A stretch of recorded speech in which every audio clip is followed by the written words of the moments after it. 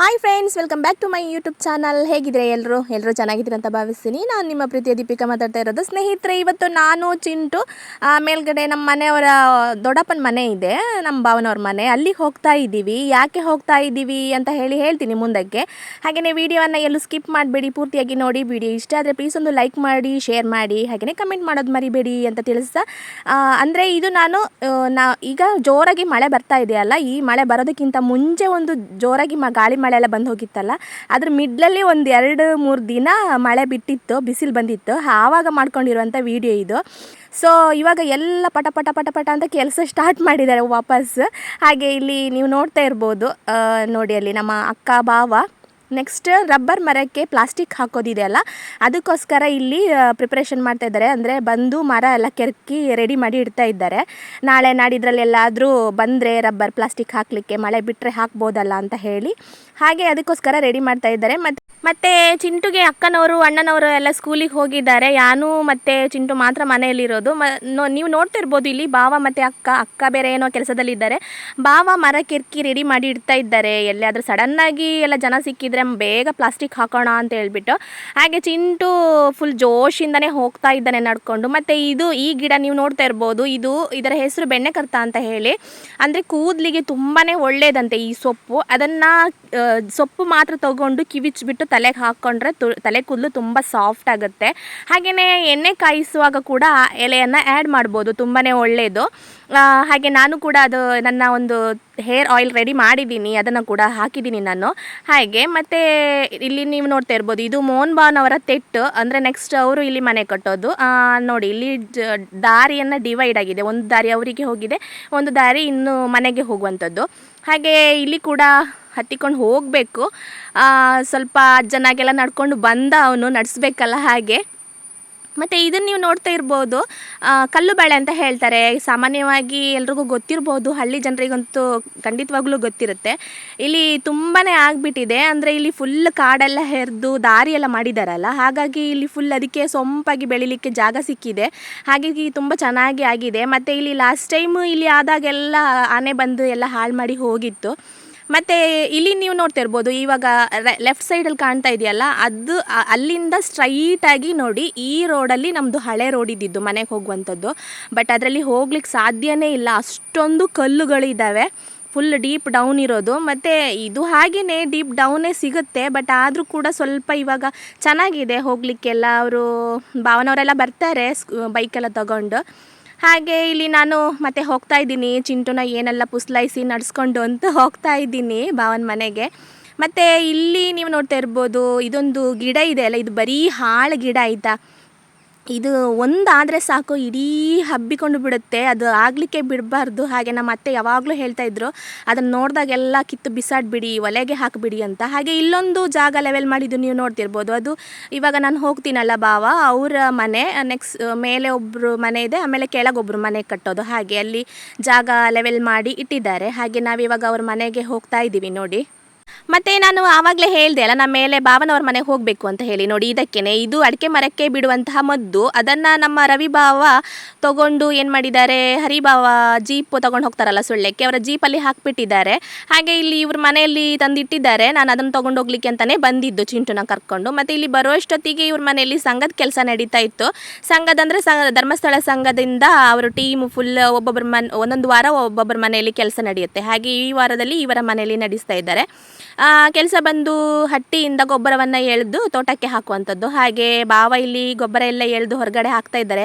ಇಲ್ಲಿ ನೀವು ನೋಡ್ತಾ ಇರ್ಬೋದು, ಎಲ್ಲರೂ ಟೀಮು ಒಬ್ಬೊಬ್ಬರಾಗಿ ಬರ್ತಾ ಇದ್ದಾರೆ ಗೊಬ್ಬರ ತಗೊಂಡು ಹೋಗಲಿಕ್ಕೆ. ಹಾಗೆ ಅಲ್ಲಿ ಕೆಳಗೆ ಇರೋದು ತೋಟ, ಅಲ್ಲಿಗೆ ತಗೊಂಡು ಹೋಗಿ ಹಾಕಬೇಕು.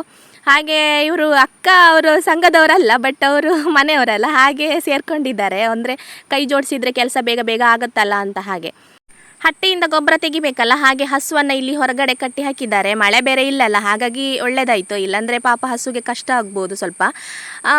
ಆದರೂ ಕೂಡ ಎಲ್ಲಾದರೂ ಸೇಫ್ ಜಾಗದಲ್ಲೇ ಕಟ್ಟಿರ್ತಾರೆ. ಹಾಗೆ ಮತ್ತು ನೋಡಿ ಎಲ್ಲರೂ ಮಾತಾಡಿಕೊಂಡು ಸ್ವಲ್ಪ ಹೊತ್ತು ಅವ್ರ ಹತ್ರನೂ ಸ್ವಲ್ಪ ಮಾತಾಡ್ಕೊಂಡು ಹರಟೆ ಹೊಡೆದು ನಾನು ಮತ್ತೆ ಮುಂದೆ ವೀಡಿಯೋ ಸ್ಟಾರ್ಟ್ ಮಾಡಿದ್ದು. ಟೀ ಕುಡಿತಿದ್ರಲ್ಲ ನಾನು ಹೋಗುವಷ್ಟೊತ್ತಿಗೆ, ಹಾಗಾಗಿ ಸ್ವಲ್ಪ ಹೊತ್ತು ಎಲ್ಲರ ಹತ್ರನೂ ಮಾತಾಡಿಕೊಂಡೆ. ಮತ್ತು ಅವರ ಕೆಲಸಕ್ಕೆ ತೊಂದರೆ ಆಗೋದು ಬೇಡ, ಅವರೆಲ್ಲ ಮುಂದುವರಿಸಿದ್ದಾರೆ ಕೆಲಸ. ಮತ್ತು ಅಲ್ಲಿಂದ ಭಾವನ ಹತ್ರ ಸ್ವಲ್ಪ ಸ್ವಲ್ಪ ಮಾತಾಡಿಕೊಂಡು ಮತ್ತೆ ಹೊರಟ್ವಿ. ಮತ್ತೆ ಹೊರಟ ತಕ್ಷಣ ಇಲ್ಲಿ ಚಿಂಟು ಬಂದು ದೊಡ್ಡಮ್ಮನ ಹತ್ರ ನನಗೆ ನೀರು ಕುಡಿಬೇಕು, ನೀರು ಕೊಡಿ ಅಂತ ಹೇಳಿ ಅಲ್ಲಿ ನೀರು ಕುಡಿತಾ ಇದ್ದಾನೆ.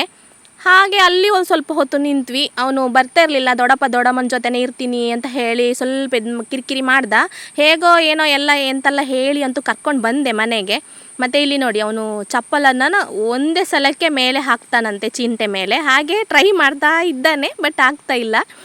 ಚಿಕ್ಕವನಲ್ಲ, ಎಲ್ಲ ಮೊಬೈಲಲ್ಲಿ ನೋಡೋದು ಮತ್ತು ದೊಡ್ಡವರೆಲ್ಲ ಮಾಡೋದೆಲ್ಲ ನೋಡಿ ನೋಡಿ ನಾನು ಹಾಗೆ ಮಾಡ್ತೀನಿ ಅಂತ ಹೇಳೋದವನು.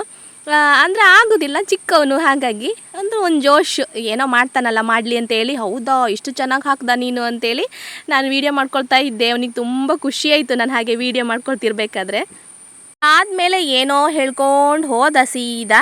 ಮತ್ತು ಇಲ್ಲಿ ನೀವು ನೋಡ್ತಾ ಇರ್ಬೋದು, ಸ್ವಲ್ಪ ಚೆನ್ನಾಗಿ ಬಿಸಿಲಿತ್ತಲ್ಲ, ಹಾಗಾಗಿ ಇಲ್ಲಿ ಎಲ್ಲ ಕಾಯಿ ಕೊಬ್ಬರಿ ಎಲ್ಲ ಹೊರಗಡೆ ಬಿಸಿಲಿಗೆ ಹಾಕಿದ್ದೀವಿ. ಹಾಗೆಯೇ ಇದೇನೋ ಅಕ್ಕ ಏನೋ ಸೆಂಡಿಗೆ ಅಂತ ಮಾಡಿಟ್ಟಿದ್ದಾರೆ. ಮತ್ತು ಹಲಸಿನ ಬೀಜ, ಅದು ಹಲಸಿನಕಾಯಿ ಕೊಯ್ದು ಬೀಜವನ್ನು ಒಣಗಲಿಕ್ಕೆ ಹಾಕಿದ್ದೀವಿ. ಅಡಿಕೆ ಎಲ್ಲ ಸ್ವಲ್ಪ ಇತ್ತು, ಎಲ್ಲ ಹಾಕಿದ್ದೀವಿ. ಬಟ್ಟೆ ಒಣಗ್ಲಿಕ್ಕೆ ಹಾಕಿದ್ದು, ಅಂದರೆ ಅಷ್ಟು ಖುಷಿ ನಮಗೆ ಬಿಸಿಲು ಬಂದಿದೆ ಅಲ್ಲ ಅಂತ. ಇನ್ನು ಇದು ನಾನು ತೋಟಕ್ಕೆ ಹೋಗಿ ಬಂದು ಮತ್ತೆ ವೀಡಿಯೋವನ್ನು ಸ್ಟಾರ್ಟ್ ಮಾಡಿದ್ದು. ಅಂದರೆ ತೋಟಕ್ಕೆ ಹೋಗಲಿಕ್ಕಿತ್ತು ನನಗೆ ಅರ್ಜೆಂಟ್. ವಿಷಯ ಅಂತ ಅಂದರೆ, ಎಲ್ಲಾದರೂ ನಾಳೆ ನಾಡಿದ್ರಲ್ಲಿ ತೋಟಕ್ಕೆ ಮದ್ದು ಬಿಡಲಿಕ್ಕೆ ಬಂದರೆ ಅದು ನೀರು ಬೇಕಾಗುತ್ತಲ್ಲ ಮದ್ದು ಮಿಕ್ಸ್ ಮಾಡಲಿಕ್ಕೆ. ಹಾಗೆ ನಾನೇನು ಮಾಡಿದ್ದೆ ಅಂದರೆ, ನಮ್ಮ ಮನೆಯವ್ರು ಹೇಳಿದರು, ಜಟ್ಟೆಲ್ಲ ತೆಗೆದಿಡು, ನೆಕ್ಸ್ಟ್ ಈಗ ಮಳೆ ಬರ್ತಾ ಇದ್ದಲ್ಲ, ನೀರೇನು ಬಿಡೋದು ಬೇಡಲ್ಲ, ಜಟ್ಟು ತೆಗೆದಿಡು, ಇಲ್ಲಾಂದರೆ ಹಾಳಾಗುತ್ತೆ ಅಂತ ಹೇಳಿದರು. ನಾನು ಹಾಗೆ ಅವ್ರು ಹೇಳಿದಾಗೆ ಎಲ್ಲ ಜಟ್ಟೆಲ್ಲ ತೆಗೆದಿಟ್ಟಿದ್ದೆ. ಬಟ್ ಇವಾಗ ಜಟ್ಟು ಹಾಕಬೇಕಂತೆ ವಾಪಸ್.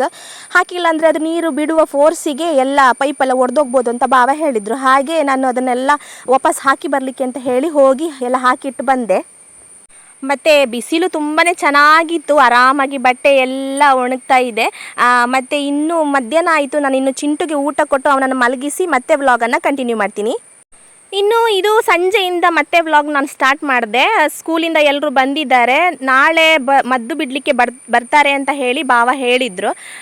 ಅಂದರೆ ಫೋನ್ ಮಾಡಿ ಎಲ್ಲ ಕೇಳಿ ವಿಚಾರಿಸ್ಕೊಂಡು ಮತ್ತೆ ಫಿಕ್ಸ್ ಆಯಿತು. ಒಬ್ಬರು ಚಿಕ್ಕಪ್ಪ ಇದ್ದಾರೆ, ಅವ್ರು ಬರ್ತಾರೆ ಅಂತ ಹೇಳಿದರು. ಹಾಗೆ ಇಲ್ಲಿ ಲಾಸ್ಟ್ ಟೈಮು ನಮ್ಮ ಮನೆಯವರು ಅಣ್ಣ ತಮ್ಮಂದರು ಎಲ್ಲ ಒಟ್ಟು ಸೇರಿ ಒಂದು ಇದು ಅಡಿಕೆ ಮರಕ್ಕೆ ಮದ್ದು ಬಿಡಲಿಕ್ಕೆ ಒಂದು ಮಿಷನ್ ತೊಗೊಂಡಿದ್ದಾರೆ, ಪಂಪ್. ಹಾಗೆ ಅದು ಒಳ್ಳೆಯದಾಯಿತು ತೊಗೊಂಡಿದ್ದು. ಇಲ್ಲದಿದ್ದರೆ ಅದು ಒಂದು 2-3 ಜನಕ್ಕೆ ಕೆಲಸ ಇತ್ತು ಮದ್ದು ಬಿಡೋದು ಅಂತ ಹೇಳಿದರೆ. ಇದು ಸ್ವಲ್ಪ ಸುಲಭ ಆಗುತ್ತಂತೆ.